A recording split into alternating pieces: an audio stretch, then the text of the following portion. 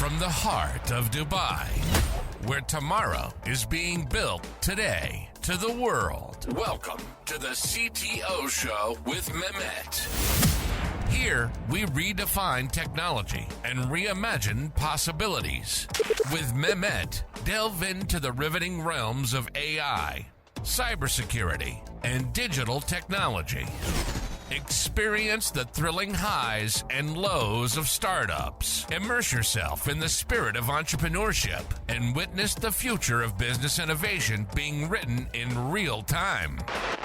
Now, without further ado, let's tune in and explore the future.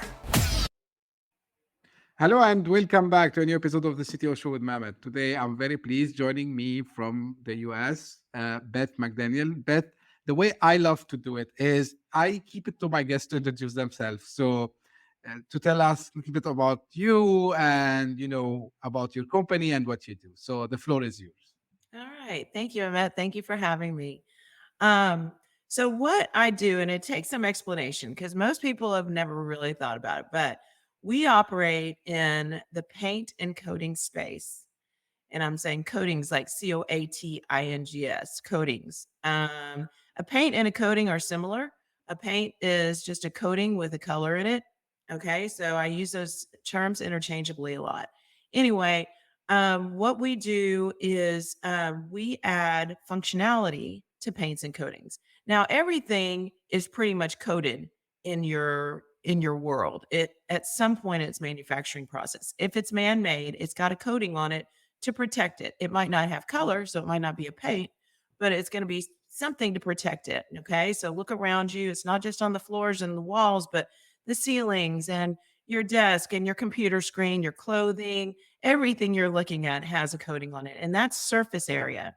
And when we think about what we've done is we've added biological molecules in general to create functionality, things that are that have some sort of functionality in nature, enzymes and peptides and such that have a functionality in nature. What we've done in the past is we put those biomolecules into a paint or coating and then spread it out on surfaces. That coating dries, and then it has that functionality. Okay, so where we use an antimicrobial peptide, for instance. Now, these peptides are all over you, so they're naturally non-toxic and naturally occurring. And we will take a peptide that has a functionality that's antimicrobial, breaks down bacteria, algae, fungal. It actually kills it. Algae, fungi, molds, even viruses like COVID. And we put that into a coating system, a paint, and we spread that paint over surfaces, and then the paint dries, and then it has antimicrobial functionality. So we're in the paint business and we're in the surface area business.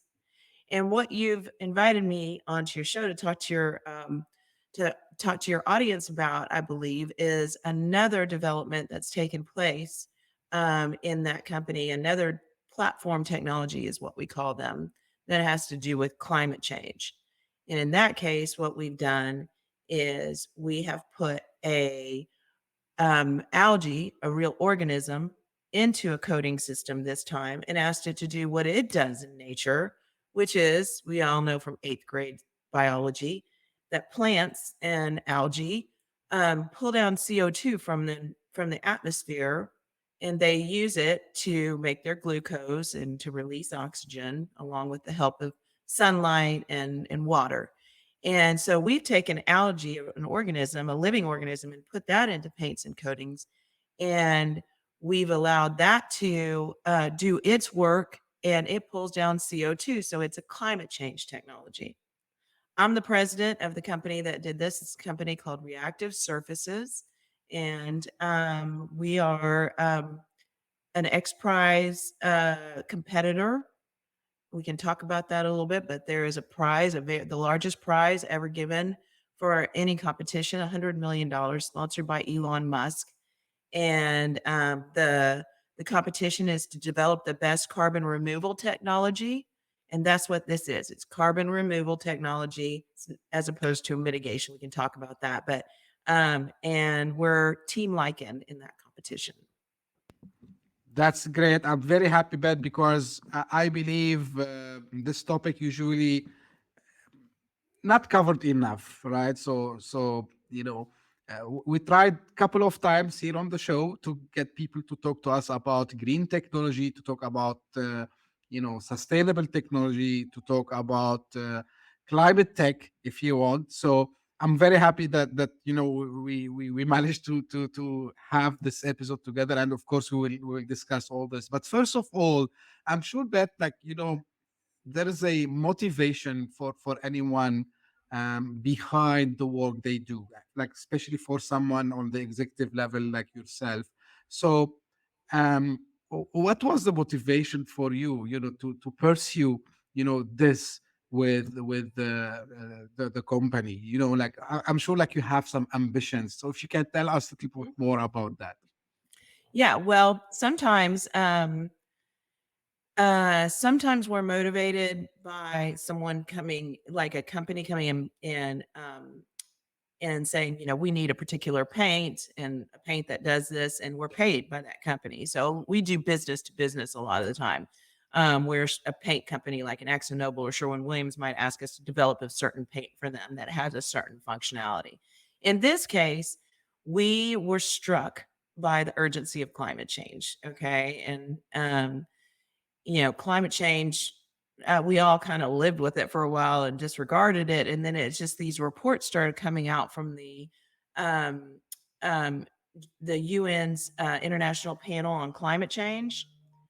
And we in October of 2018, actually. And so I'm married to the chief scientist. Okay. That's one of the things that motivates me, is that I'm married to a genius Nice. biochemist that started this company, and we've been and this is our baby. Okay. So we've been developing functional coatings for the last 20 years. And but we were both struck by the urgency of climate change in 2018 when one of the major reports came out by the UN. And so we took this on by ourselves. No one hired us to do this. We are self-funding. Up until recently, we've been self-funded. We are seeking investment for this particular technology because it's very important. It's very effective, and it could be a real tool that the world can use in their fight against climate change. And it's natural and it's non-toxic, and it overcomes a lot of problems that some of the other technologies might have. But yeah, we were motivated by, I mean, if you want to hear a story, I don't know if you really want to hear a story Yes, about, please. Yes, okay, please. because I remember the moment when we read that report, and it was October of 2018, and it was an IPCC report, and we discussed it, and I remember my husband Steve was just like, wow, this is way bigger than I ever realized, and it's so urgent and it's so right now. And he said, I've been thinking about something for a long time, and I think we need to pursue it. And that is another functional coating. Like I said, we have different platform technologies, like an antimicrobial technology, like I talked to you about the peptide. We have a enzyme technology. And so he said, I've been thinking about this for a long time, and I think we need to pursue it. Now, he used to do a lot of scientific research, like in the Arctic, and he spent some time in the Arctic. And this was on kind of on a different mission. But what he noticed in the Arctic one time was when they were doing, they were exploring in an area that just had nothing. It was just big rocks and that's it, just giant rocks in this Arctic desert. And he saw a rock, and it had this giant like GPS marker on it, a big red marker. And he thought, that's weird. It was just one of them. So he goes over there and he sees, and it's not paint though. It was lichen. And lichen, as you know, like I'm talking about lichen like you see in the forest when you see on rocks, this brightly colored, all different colors of lichen, and they're real thin and they're really stuck to the rock. And he saw that, he thought it was paint, but it was lichen. And he was like, that is like lichen is like paint. That was when it struck him. This was years ago, and long before 2018. And he had been thinking about it. And so he realized that lichen is like paint, And so at this moment, when we were contemplating the urgency and the emergency of, of climate change, he said, I think we need to pursue this. And so we designed a paint that works like lichen. And so what lichen is composed of two organisms, a fungus and an algae. And the algae does what algae do, and that is pull down CO2, just like plants.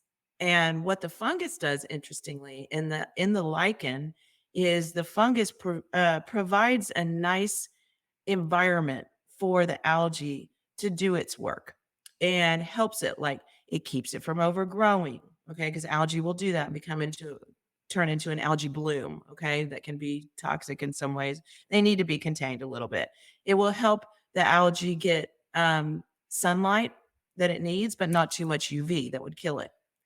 It will help it get the nutrients that it needs. So anyway, they work together in the lichen, and we designed our paint just like that. But the paint is like the fungus, and we designed that paint to do what the fungus does and keep the algae from not overgrowing. From overgrowing. We keep the algae. We have things that we do with paint because we manipulate paints all the time. So we put things in paint that maybe cause it to grab water from the atmosphere. That's very helpful with this technology, or that use UV and that use sunlight. We can gather the sunlight, but that block the UV. We manipulate paints in that way all the time, and that's like the fungus side of the lichen. And well, anyway, it works. So now we have a paint that actually captures CO2, and we can spread that on surfaces.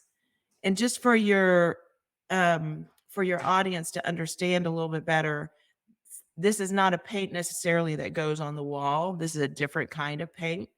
It's like paint in that it is thin and it adheres well to surfaces. Okay, so you can put it on on vertical spaces, and given like the breadth of the problem that is so huge, and we need so much surface area to do the work of photosynthesis. Imagine using this particular paint in a facility in which we've maximized the amount of surface area.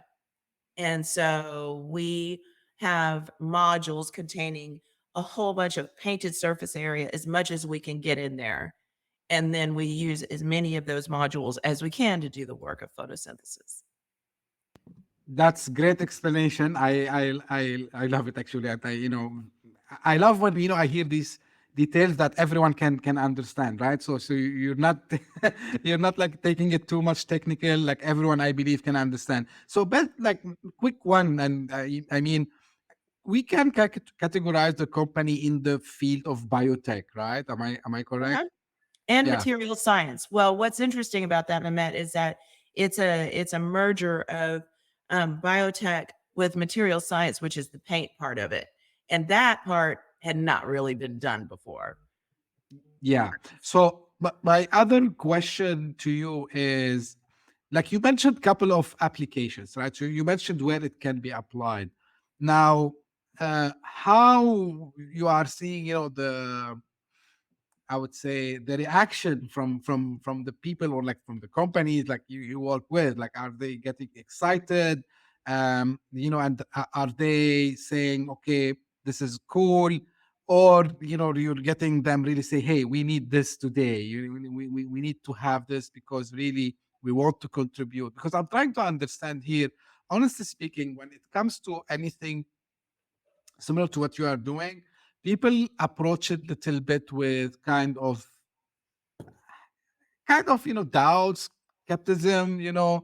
So how do you see the reaction of people? Because we need it, and maybe Beth, like just a couple of weeks back here, we had the climate change conference, the COP. And there are a lot, people sometimes they doubt this, although like I've seen a lot of people was coming with very ambitious ideas. And I've met, like, for example, founders from the States who are trying to even generate electricity from a more green sources. So for you, especially being in the biotech and kind of, climate tech, if you want, because you're trying to reduce, the production of the CO2. So how people are reacting with this from your interaction with that? Yeah. So different people react different ways. Okay. And what I can say is when you get down to it, okay, and I told you this, but I'm not the scientist on our team, but we have a bunch of PhD level scientists that are working on this in all different fields. And so the science is really good. And when people dig into it, they can see it. Okay. It really works. It's provable. We do good science. Okay. And so those that look at it and get into it are very pleased with the science. Now, investment doesn't always follow that logical path. We're still seeking investment, and unfortunately, and I think, and we have a lot of interest in this technology because it really, I'm telling you, it really works out. Okay, the numbers work out. There's all sorts of numbers that are third party analysis that are taking place. For instance, a life cycle analysis, which calculates how much CO2 you're taking from the atmosphere versus how much your process is emitting. Okay, so you got to make sure that what it is it's a net negative, right? So you want to have net negative CO2. You can't be emitting more in your process than you're pulling down in CO2, or that doesn't even make sense. And so we have outside reports that validate that this is indeed a net negative technology where we're pulling down more CO2 than we're emitting in the process by far. And what the cost of that is. And so we compare very favorably to other technologies, and we can talk about what those might be in this space. But people are investment into new technology, and I've been in that space for quite some time, is a little bit of a different animal, because people have to take a real leap, to invest in something new. They say that pioneers get arrows in their back. Okay. So we've been in this space, several times. And so we know how to raise dollars, and we will. And there is a lot of interest by companies, for instance, that are in hard to abate industries like steelmaking, um, and the airline industry could even be interested. There's a lot of interest right now in these technologies. And what we're talking about in comparison to a mitigation technology or a sustainable technology is, this is a carbon removal technology. Just so your audience knows what we're talking about, this is actually pulling down CO2 from the ambient air, or it could be pulling down CO2 from an emission slipstream, like an industrial emissions. We could actually capture that and use that CO2 as well. But as compared to a mitigation technique, which would be like an alternative fuel that has less of a carbon footprint. So that's a mitigation versus a carbon removal. We're actually pulling carbon down. They're just two different technologies, and they're both very important. I'm just identifying where this technology falls is on the carbon removal side of things. And there's not a lot of carbon removal technologies out there, unfortunately, that are doing a whole lot of this work. And they're very necessary in order for us to not overshoot these climate goals and get into a place where we can't roll the clock backwards, and we're stuck in a situation where, for instance, the coral reefs are dying, and, ecology is changing, and we're losing animal species and that kind of thing. So we need carbon removal, we need mitigation, and we fall in the carbon removal space. And yes, people are extremely interested in it, but still, and we're in the middle of raising dollars for this to really promote it big. And hopefully we'll win the XPRIZE. Yeah, hopefully. Yeah, tell me more about this, and tell me, you mentioned something about the competition, right? That's the XPRIZE. Yeah. Yeah. So like, is that something that you think it can happen soon? Yes. Well, we won't know. The competition doesn't. They won't announce the winner until Earth Day 2025. Oh, Um, and the reason why is because in order to win this competition, what you have to do is you have to actually have a facility that removes 1,000 mm, tons of CO2. Okay. okay. And then there are also you have to remove 1,000 tons of CO2. You have to model costs at 1,000,000 tons of removal, and you have to have a model for reaching a billion ton or a gigaton of CO2 removal, which is extremely important because, frankly, unless we can get to the gigaton level, you might not spend your money because if we can't get there, then we're not doing anything. We should build shelters instead. Yeah, I see.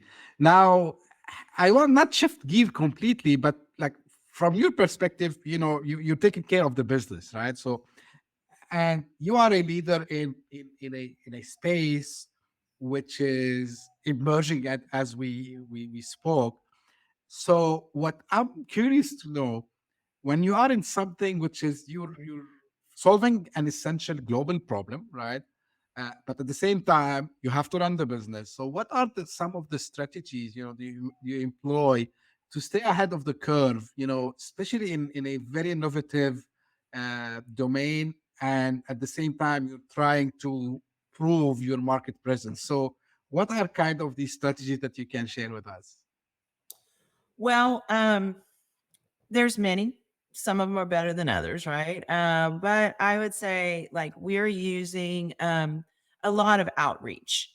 Okay, and so I thank you so much for being interested in this topic because it's important that everyone, climate change and the bad effects of climate change are not just for scientists anymore. Everyone's starting to freak out about it, right? And so, what some of the strategies that we use are, really, like I said, outreach, just letting people know there are other alternatives because there are certain technologies in this space that are kind of sucking up all the oxygen. And that's a bad way to say it. That's just an expression. But what it's not literally sucking up all the oxygen. I just mean they're taking up all of they're getting all of the attention in that space. And there are things that might not be as beneficial in those technologies. And I'm not knocking them because we hope the best for all of these. There's plenty of space in this area for all of these technologies because there's so much work that has to get done. So for your listeners, um, the United Nations in their IPCC report says that we need to be pulling down 2 to 10 gigatons, I believe, or 2 to 6 gigatons by 2030. And if you and where we are right now is in the tens of thousands globally. Whoa. Okay, and that's net negative. There are carbon capture technologies, okay, that are utilized here in Texas and probably in Dubai that are capturing CO2. They're just not permanently sequestering it, okay? And that's the idea. And so some of the strategies that we have to get out are we use promotion. I have a PR firm that is helping us reach out to a lot of podcasters like yourself, to journalists. We kind of just have to let people know there's a different option out there. And so I've been doing a lot of podcasts about this and writing some articles and such. You could see that on my LinkedIn. And and then, I mean, we just have to fight. We talk to a lot of paint companies because that's our space, so we work within our space and promote this. And then we're talking to investors so that we can get some bridge financing to really launch this and take it to the next level. That's good to hear, and like this is my pleasure again, Beth, because this is, I think, um, uh, it's the minimum thing we can do back, or give back when it comes to making the earth livable. I would say Mhm. so. Yeah, of course. So anything that help in that, I would be more than happy to share it on my podcast. And I told you, about also the episode we've done with the Glebushin from the manufacturer of the electric, the batteries for the electric vehicles. So yeah, anything that can promote that, more than happy to do it. Now, out of curiosity, like, do you see, because I know like it's like science, more into science, as you mentioned, and all the things. Um, but have you considered collaborating with other, I would say, of course, not competition, but any like Colleagues. We like to call them colleagues because we yeah. So and maybe because now the world is moving very fast toward, like, uniting sometimes different technologies in order to make this comes to market much faster. Even sometimes I can see people leveraging this to attract actually the attention of investors sometimes. So are you seeing this some possibility for you to collaborate with other companies, even not necessarily in your same domain or the same field, but something that can definitely add to your reach, I would say. Yes, great question. And I hadn't been asked that question very much, but the thing is that we're all trying within the space of carbon removal, we are all trying to do the same thing. And we would be there to work with other um, competitors. I don't consider them competitors, I consider them colleagues that are in this space, and we would like to help them. So here's how we could actually do that is there are other carbon removal technologies. So for instance, you'll hear about the one that's probably best known is called Climeworks. And they've been operating for a number of years, and they're pulling down about I don't know if they've gone to 40,000 tons, but I think they were definitely doing like 4,000 tons. And this is in Iceland. They're using energy from a geyser, geothermal energy and so anyway, they're located next to that geyser. And so, for instance, we could work with these other, and what they have is they have like a fan technology that pulls down. There are these big fans, and they pull down CO2 and then the CO2 is converted into a liquid, and then it's pushed underground. And that's a very simplified way of putting it. But there's a chemical reaction that takes place, and then it separates the CO2 and it puts it with water, and then they push that underground, like a couple miles underground into like old saline, old water caves down there, or they put it down where there's been oil before that's been depleted. And what we could do with if we join forces, and we are definitely interested in doing that, and a lot of people don't catch on to that, and that's interesting that you brought it up, is that we think we have a better way of sequestering, okay, that CO2. We have our own way of capturing the CO2, and they do too.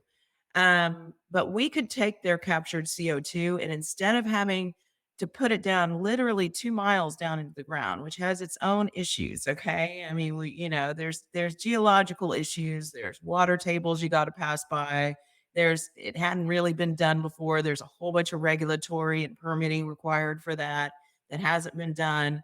We could take their CO2 that they capture and put it through our system, and we don't have to sequester down underground. We could, but we can either sequester in the paint, we can sequester, and what I mean is that it puts that CO2 in a place that does not re-release into the atmosphere for at least 100 years. And so we have the ability to sequester like in our paint, and then we have other means of sequestration that are permanent, that don't involve something as difficult as putting it down into the ground like that, and kind of an unknown also. So I think we have a safer, better way to sequester, and we could connect with those companies and offer them that service, and we intend to do so.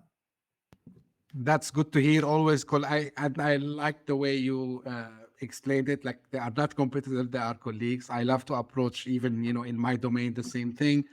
Now, final thing, Beth, and because I told you before we started, um, I love also to inspire entrepreneurs and young entrepreneurs, especially. So, because you've been in this, so what are some of the things you can give to young entrepreneurs first? And this is, I'm a little bit changing usually my last question. So first, advices in general. So for someone who he or she want to start his own business, right? But what you can tell them to, because I believe we need more entrepreneurs in this domain, because I believe we don't have enough. Everyone, unfortunately or fortunately, I don't know, but we follow trends. So we people, we follow what we see, like it's promising, and like for at some stage everyone goes fintech, everyone goes, I don't know, like it's what can bring us money. But here we're talking about something what we call usually ESG, like environmental sustainable and governance. So I want to hear like kind words of wisdom from you, Beth, because you've been in this for a long time. To first give them some advice and also try to attract them to this space. Well, yeah, advice on being an entrepreneur is well, you have to have a good stomach, okay? And you have, because it can be a little nerve-wracking. And and there are times when, if you come up with something innovative, um you might not have someone that's paying you to do that. And that's happened to us many times. And if it's good enough, you got to find a way to stick with it. And the way to stick with it is to make sure that no matter what you're doing, you always have your bread and butter. Okay. You always have something that can make money on the side that can keep you going over here. And so that's one of the more important things about just operating a business that is new tech, that involves new technology, is have something running that you can make money, and it might not make you a millionaire, okay? But it can keep you going while you're developing this other technology. And if you can self-fund it or whatever, then that's fine. But you're not always going to make money. And if you have a really good idea like this, and it was so important to us. I mean, we were actually just, when we realized the emergency situation of climate change, and I do every day now, I mean, then, we knew we couldn't do anything else, that we had to do this. And especially when we saw the successes, that the technology really works, and it works like it does in lichen, then we were like, well, we got to do this, and we got to find a way.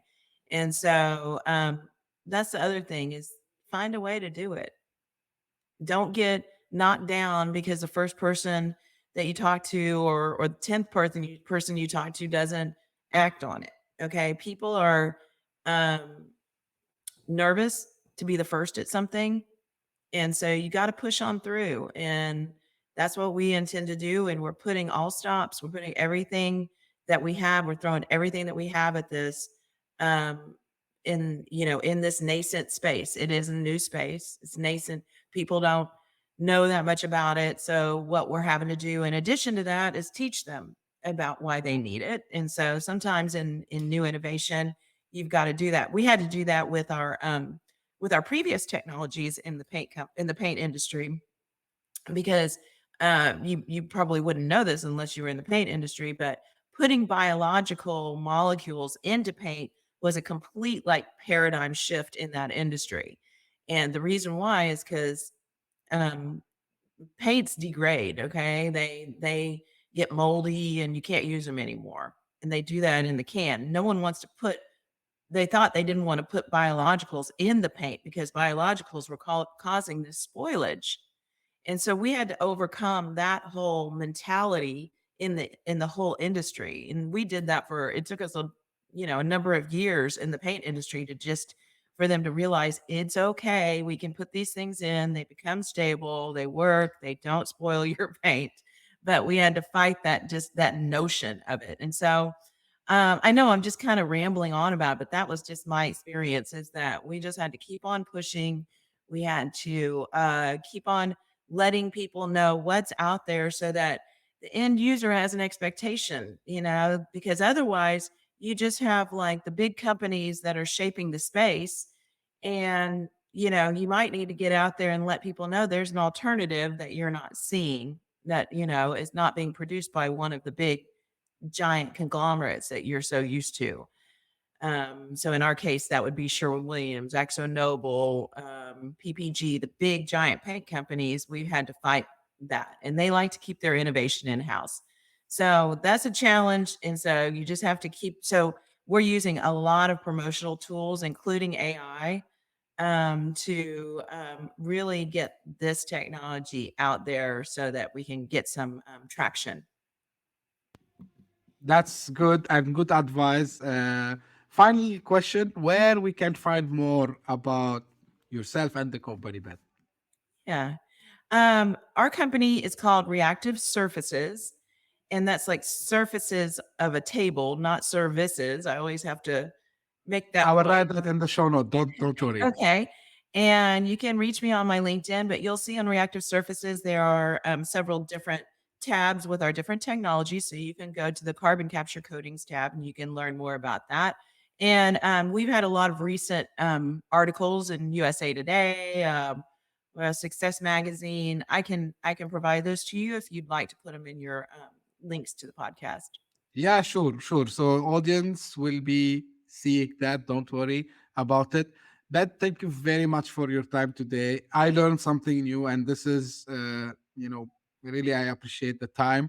And I am sure the audience as well, whether they are listening or watching this, they have learned a lot. Because, at that, maybe I repeated also this several times today, it's like for a bigger cause, which is saving the planet and keeping things at as should be at least yeah, so to not go worse, as you said, we cannot like flip the clock at some stage maybe later on. And we're all in this together. It brings the whole world together. No one is safe from this, so we all have to band together this time. And yeah, exactly. And again, thank you very much. And this is usually how I end my episode. So if you're listening to this the first time, I hope you enjoyed. I hope you will subscribe and keep coming. And for the loyal fans who always keep sending their notes and their suggestions, thank you very much also for all your support that you showed this year. And because in the new year, we will have like more topics similar to this and even some topic that we didn't discuss before. So stay tuned. And thank you very much for tuning in. And we'll meet again very soon. Thank you. Bye-bye. Hit that subscribe button. Share the show with your tech-savvy friends and fellow entrepreneurs. And leave us a review on your favorite podcast app. Your support means the world to us.